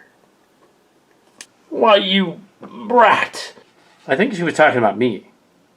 Oh, you two. If only we'd figured that out. He was a gentleman. He never did anything untoward, but they flirted like crazy after she was of age, all through the college years. It was cute. Also, at the time, the guru was sleeping with some of her special students, which kind of makes her a hypocrite. By 2002, there were different rules for students, including for myself. You see, there was a friend. Nothing happened, of course. Newly minted black belts were discouraged from having relationships with students from class, even when no such thing was the case for some of them. Ah, yes, the Star Wars girl. They balked at this, and they were ready. Being black belts. Some of their relationships worked, and others did not. The guru concluded that the internet posts were to blame for some relationships ending. No, guru, that's not what happened. The dumb advice happened. It was about control with her. She seemed to control relationships. It's a cult. As we enter a new year shortly, according to another extra, it is pause to wonder why a dubious need is there still to post about the now legendary story. 13 years have passed since the cracks in the Sewell story really showed, and then things went downhill from there. With a flood of info from an aggregate martial arts site, 2005 to 2007. Shouldn't we all be happy we're still not there? Should we keep posting as though there's something more to tell? Is there? Are we just being ignored so we want to be in it again, or successful? Were we all duped? Did we not like the platitudes? And then did we not drink the Kool-Aid, so to speak? The story had started when the school was at the height of its San Jose location, and the guru recently promoted to great-great-grandmaster, which we can argue is honorary. They do not have ranks like that. They do not have such ranks in Taekwondo. But that's not it. But we Xers were just jealous, they'd say, and did not understand the energy. That can't be it. We were quite shaken by revelation. We had so believed in the musings and dogma we didn't see it and were blinded by it. The 5 thieves had taken us. We still see people we knew still in, and only recently given higher ranks, and wonder why it is that it took them so long to acknowledge them. Not jealousy, regret maybe. Possibly we could have not foreseen any of this in the end. The horror stories mostly check out, including those from JS, and the other JH and SG, and PG and the rest. Only the loudest ones got to have their say in the forum, and then the others. KK was a cry in the dark. He might have not trained and was living off his own reservations, and the fame of his instructor relative, who clearly fed him the info until his mother put a stop to it. He might have been jealous, or at least upset, that he never got to be black belt, and looked up to his relative. Maybe he thought it was the right thing to do at the time. We need not go into where these sites were, or who was on which side. Picking sides is silly. Bottom line is, there was injustice at the school, and at the company, and it was not libeled to come out and whistleblow their bunk online. Even the COL insiders denied what happened, and got very mad when forced to type about how they were all wrong, and somehow they were defending their guru from evil former students. We were in those meetings. They happened. They surely did. The instructors were irked and went at length to track down the former students, even setting a trap at one point in the guise of special testing, around 2011, calling as many former students as they could. They had hundreds go through by then, but only about 80 still trained then. It's weird and uncanny that they did as well as they did after the Milpitas years. I was part of the move to San Jose, that too. Once they'd failed San Jose and moved to Fremont, they did better in the later. I was there 18 years and left in 07. And to celebrate, things got interesting. If he was with another Trek girl, maybe. I know what we did, and I know what others did. They would hide the COL meetings and not expose so much of their stuff online. I was the voice of Cult Master. They had a lot of off videos they deleted. BS and CM would notice them and print them until CM was closed. And you were also part of our site, Cult Slayers. There were thousands of Xers, not hundreds. Several of the students formed an aggregate of their own, Frog and Scorpion, in the middle 2010s, to discourage young students from posting at all. In reprisal, C and a small amused staff of Xers assembled OKD to combat it, and CSU, SD. Well, because, damn it, KK wanted to keep being popular, no matter the cost. KK was banned from SNS within months, and made up several fake names, and reappeared as a fake student online, which was not cool. We told him to stop that. It was not helping. But it was. No Google search would be complete without finding the school and the cult associated with it. No, malfunction. By 2016, you literally could type in the guru's name and find a cult associated with it. This drove COL up the wall to the point of breaking. It decimated board meetings, where the guru and her people would freak out. It got several key players fired for no reason other than she got paranoid. None of them posted behind her back.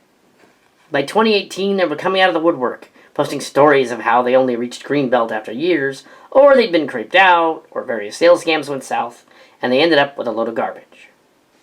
She was like a diva then, and could do no wrong, and was given many awards, while even TV stations refused to do an update on Inside Edition, because hey, she's not really that big.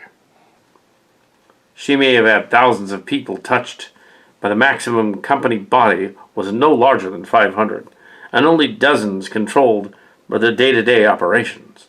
And the school that closed at Albray closed with only 30 students. Heartfelt cries for help appeared from women wronged by her online former students she trusted, and justice came to them when they left. They finally got out. It thankfully never became the Moonies or Jonestown or anything. A tiny little cult that changed the world. They did have a demo last year at the Newark Pavilion of no relation to the Fortress site that was involved in some sort of fire incident. Also, the mansion was not involved in any incident of that type.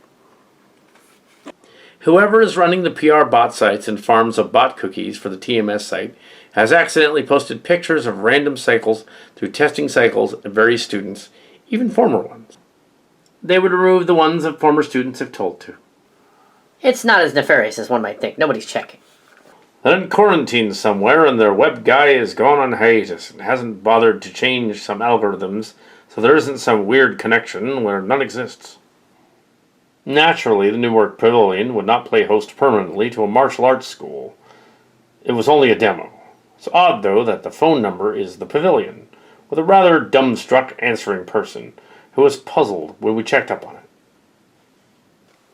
Also, the COL palace called Stargazer was not actually sold for $5 million, or even 11, as numbers were switched by, you guessed it, their PR people, trying to make it look like a sale occurred. That never did. They might as well have removed the decimal again and said $55 million. The house is still up for sale, but it has been sitting there for over 4 years and is starting to decay. It's more likely the asking price of $11 million will not be met, and it will be sold for the lot, not for parties and business events, as it claims on the real estate page. It's more likely, according to similar such deals online for mansions of that type and the grounds, that would have to be demolished and rebuilt. If you have millions, and none of us do, you can surely afford to rebuild it from scratch. The Grifter School continues. Someone has set up shop for the martial arts cult in the Newark Pavilion at the City Pavilion Center. Some serious fakery. They cannot have a spot in the pavilion, and only to show a demo or rent a space or something. So also near the old tech place was bought over by an Xer, La Palma, and is now an MMA parkour school. They're allowing bots from TMS to show up on their site. They're not related, except that their leader is an Xer, and the guru doesn't mind. You know what? It's hilarious. They combine new pics of cherub children with old ones from before the first uniform change, over 18 years ago, and one of them has me in it. So they're allegedly in an event center some weeks ago, presumably spreading the disease to the chillins, their grandparents, and anyone else. The pandemic continues. We're permanently closed, and that means closed.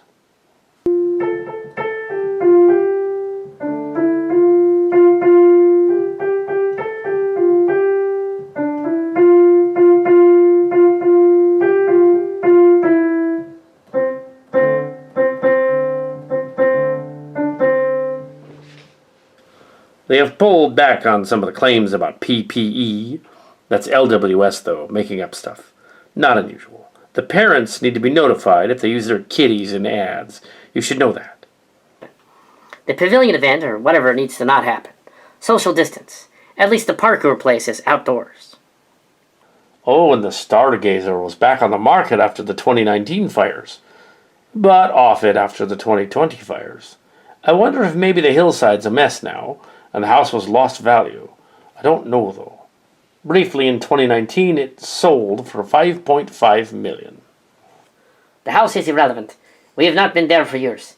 Stick to what you know. Resistance is futile. Tilt. According to a very recent blog from Kitty creator Kitty, his old journals to the guru did indeed mention an incident in April 1997 that tipped off the expose of the cult later in 1998, and very well could have closed the school. They were always trying to get student journals in order to tailor class and to get dirt on the others. But there was this one incident where they claimed a former student was assaulted, who was in fact never assaulted, according to that very student. This was a cover-up at the cult side, to hide the fact that all of the instructors were considering quitting after one of the guru's angry hissy fits that had happened over some of them being too horny. You can read all about the real incident on Bullshito, but for years it was believed that there was nothing to corroborate the story, the infamous April 1997 incident, until now. It was a control tactic, as she did not intend for the male instructors to actually cut off their private parts, or leave her. But it would have been far more interesting if they had left. Kitty said that were he there, he would have quit. He only became an instructor years later, and it was not common knowledge. The story wasn't revealed until 2007 on Cult Member. Contrary to rumor, though, romance class or romancercise back in 1996 was several months before the hissy fit and loyalty test. So they were not related. Kitty called it erotic yoga and pathetic because no chemistry. But it didn't lead to April 1997. So she would encourage a horny yoga class one year and then berate them for being horny the next. Kitty stayed there despite knowing it was cult-like, even as far back as 1998, and eventually attained a black belt, and contrary to stories was indeed part-time in the COL program, off and on, but not living in the property. They had nothing on him. He left in 2007, and was not alone leaving, and returned infrequently for a year before disappearing from the cast. He cited in the blog back problems, as many others had, and left. Bullshitto was not discovered until much later, and his origins remained there for all to see. So we need to go there. He only went there because he thought they were spreading lies about him. It turned out another kitty key was the target, but he never once posted, even though they claimed he did.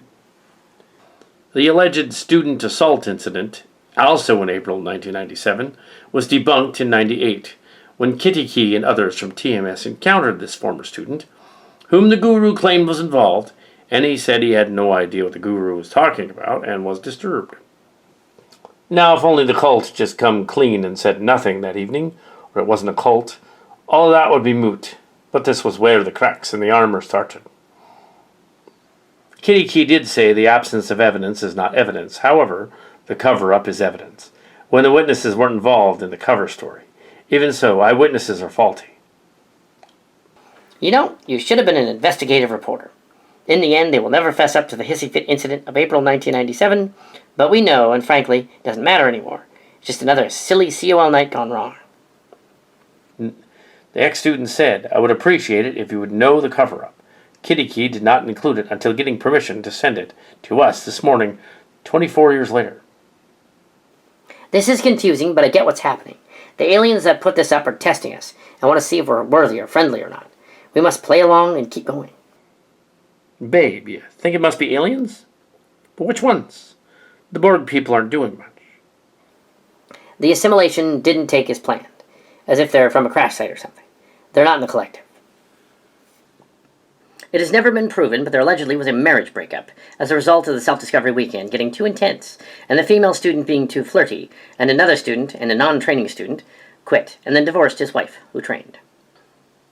I am clarity. It has never been proven. No DNA test was ever taken. That said, it is a weird set of coincidences. The girl who is Clarity's senior, but not much older, is also my senior, and had a birthmark in the same place on her shoulder that the alleged man did. This proves nothing. A lot of marriages were decimated by one of them or more being in COL. A birthmark proves nothing.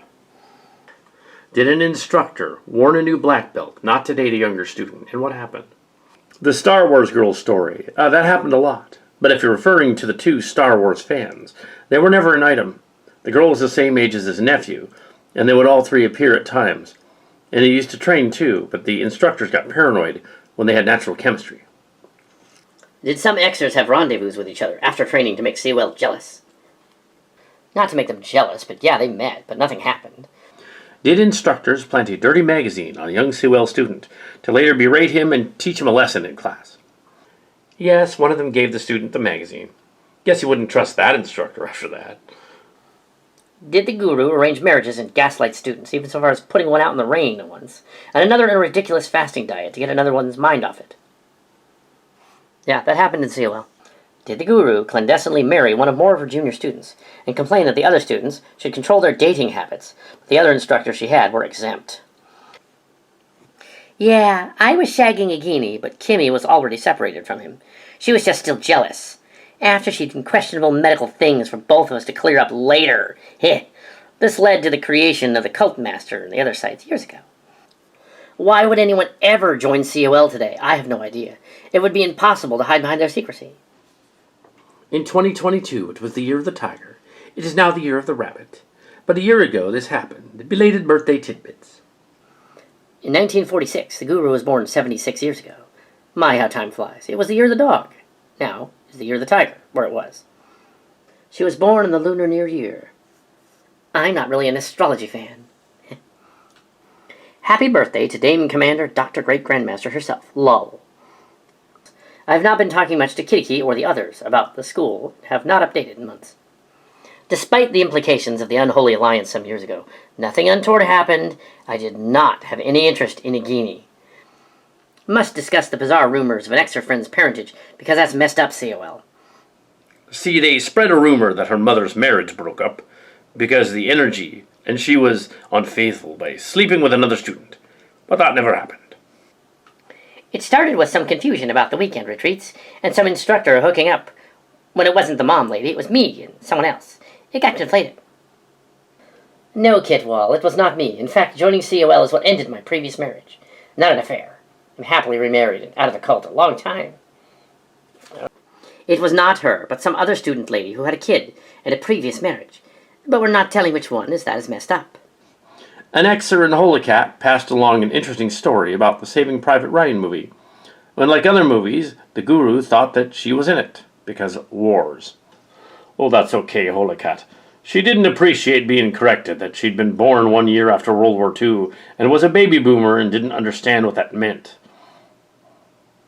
Nobody mentions her late ex, Mark or Art. He was still her husband in the late 80s. When they came to Cali, they got divorced. According to another ex-COL, she took this out on any married couples within COL when she got into a mood.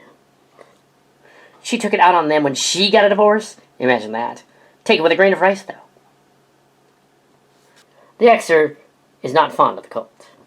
It does go to explain why she loathed pairings within COL, especially if they weren't sanctioned. No, I never hooked up with an Xer instructor after being at the cult. That'd be insane.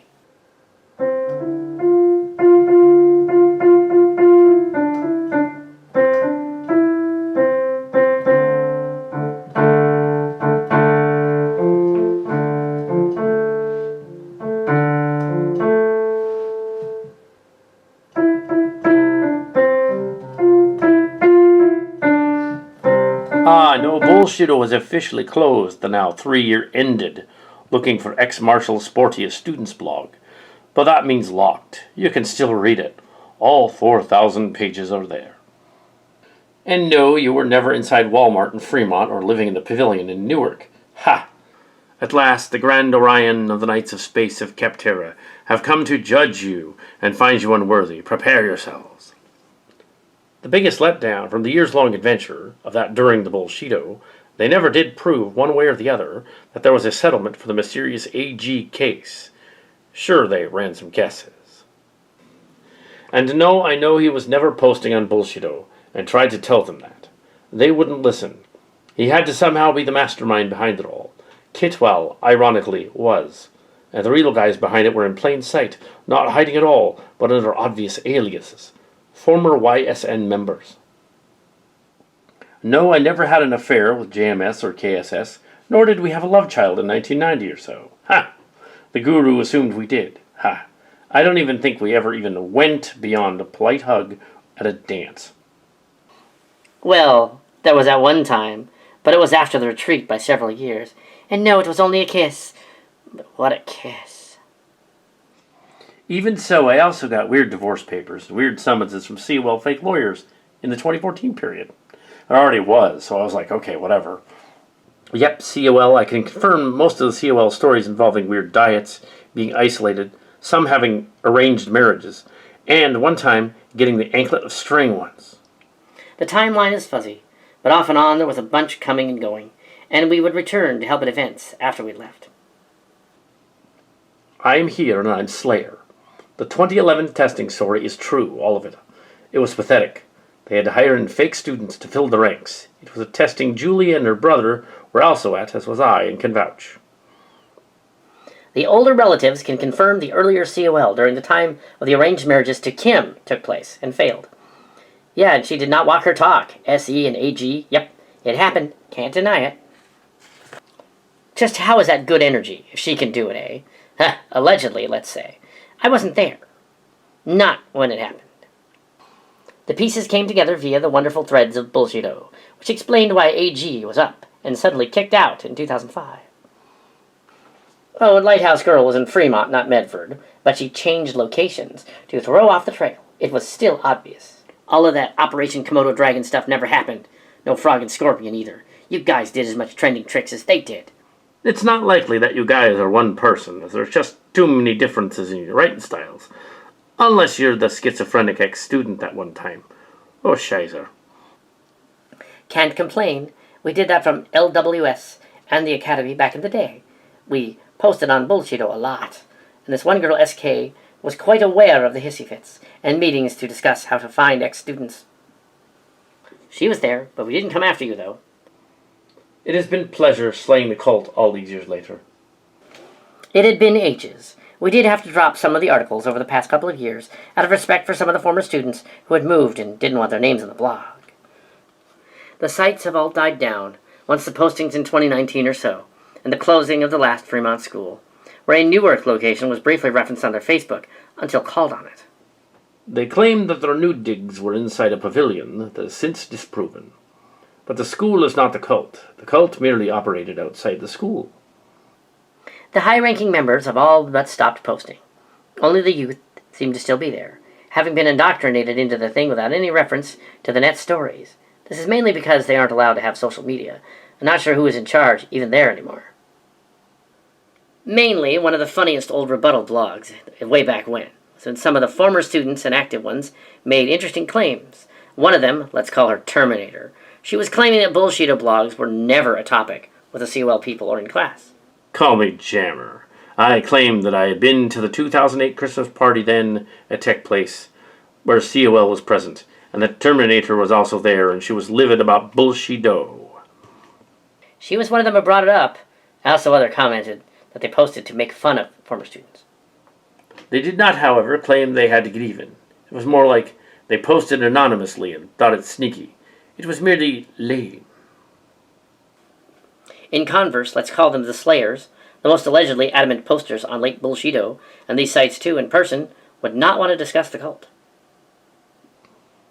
I am not the same Slayer as the Slayer family. I'm from the Starfleet ship. But they told me things.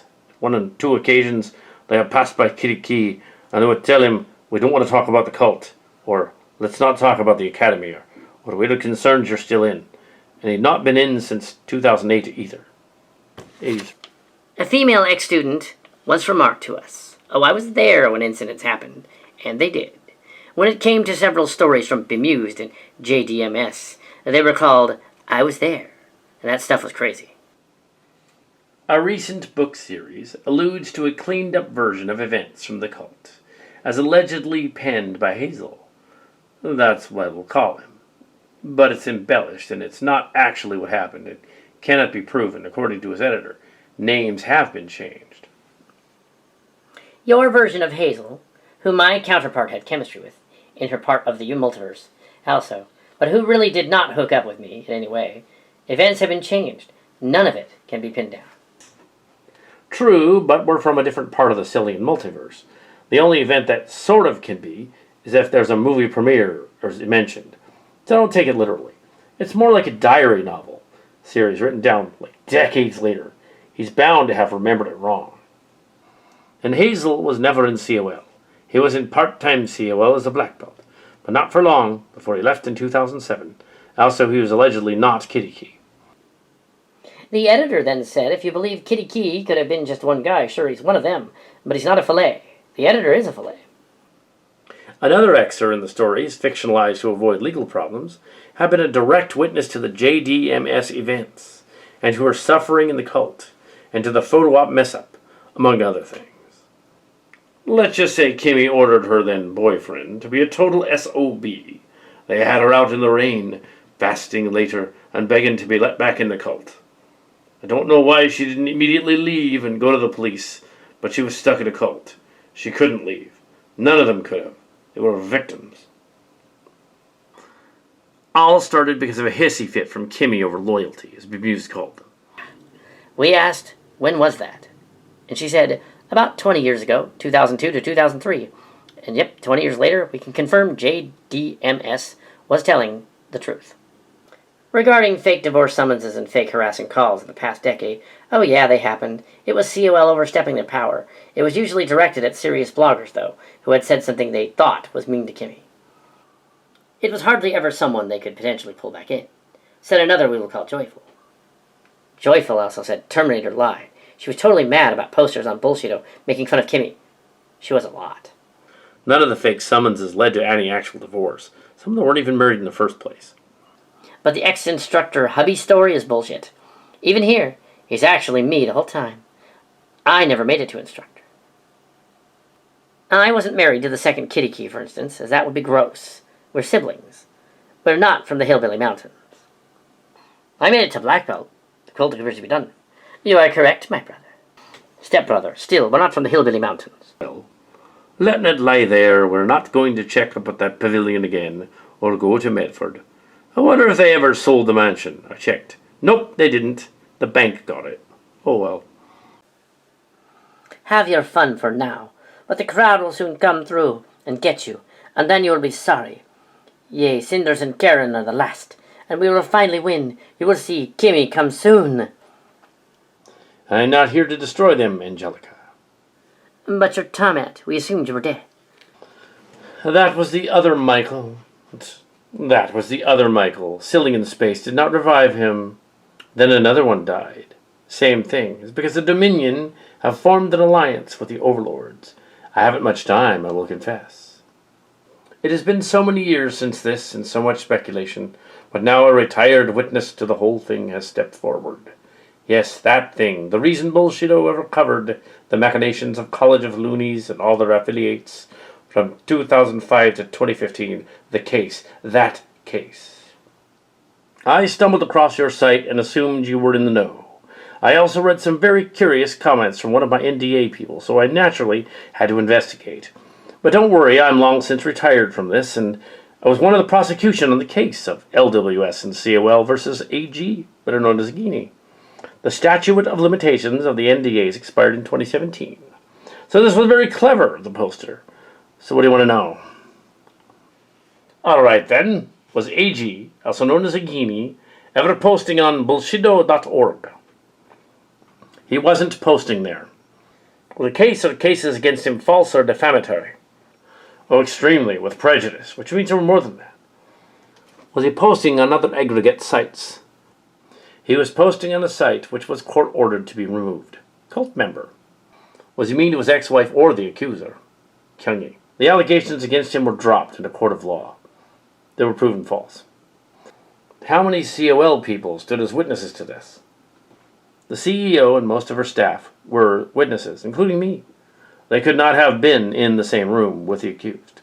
It was not possible. He operated out of state. We will not say where this was or where the other company was, for legal reasons. Was there a settlement in 2008? No, not in this case. The accusers clearly were attempting to destroy the defendant. It was dropped with prejudice. The lawyers for the company refused then to show up, and repealed in another higher court, which was also dropped.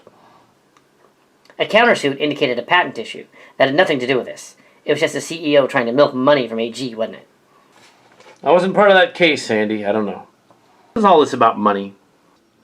Pat, it's usually about money. That's the way it happens. So that gels what KB said years ago. Yes, RD. Going to assume he'd gone on with his life and stayed out of the spotlight. Did acting members of the COL and LWS use company time to berate and harass ex-students? Yes, it's in the cases. Kid. How do you know this? I was involved, Joe. I regret it. I advised them not to do that, as it was legally sketchy. If even one of those turned and sued for defamation, they'd be in for trouble legally. The statute of limitations has expired on the whole thing, so in the end everyone loses. Maybe some of the ex-students were trying to educate the masses, more than riff on them.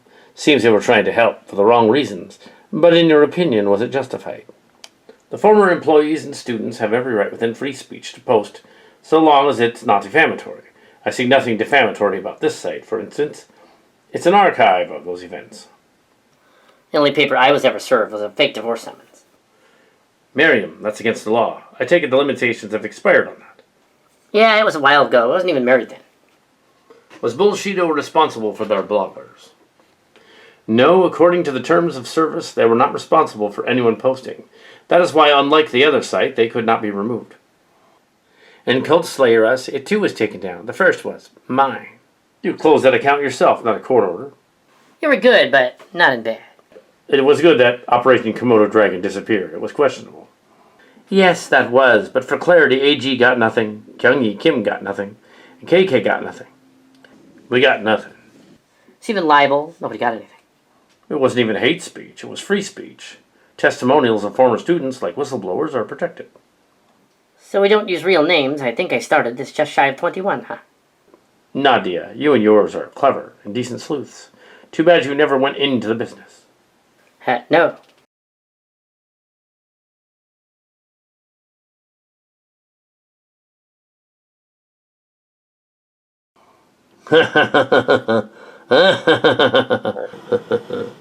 I have you now. You have all defamed me, and for disloyalty, you will be humiliated. Ha ha. This is being broadcast to all of TMS and whatever's left of it. You should have just accepted the show trials on the other planets and left, Great Grandmaster. Except she's not your Dr. Grandmaster Kyung-Yi Kim. I am Ariana Piedmont, not your former master, and I free you of this test for now. You may return to your lives free of the cult. Abracadabra, alakazam, shazam, poof. Well, that was nauseating. Like a COL class. They let us go, so where do we go from here? I don't know, but I've had enough of COL for a while.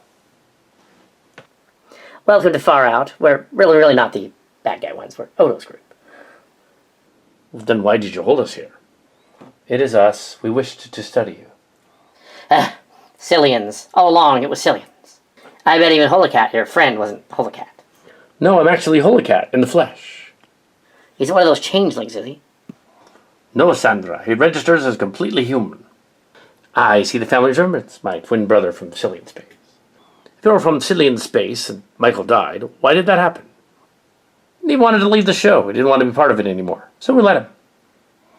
Calahazel, Holocat, what's going on? This version of Jody and this version of Sandy liked you. Why don't go have a little fun with them? Why would I do that? Just to piss off the COL people? Oh my god, it's her. Who? Oh. I am bemused.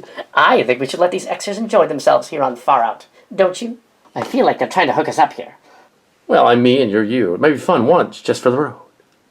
Well, I'm going to abstain for now, because I'm married and have a kid, so I will bow out. No, that's fine, Nadia. Oh, I wanted to see. You've seen too much already, trust me.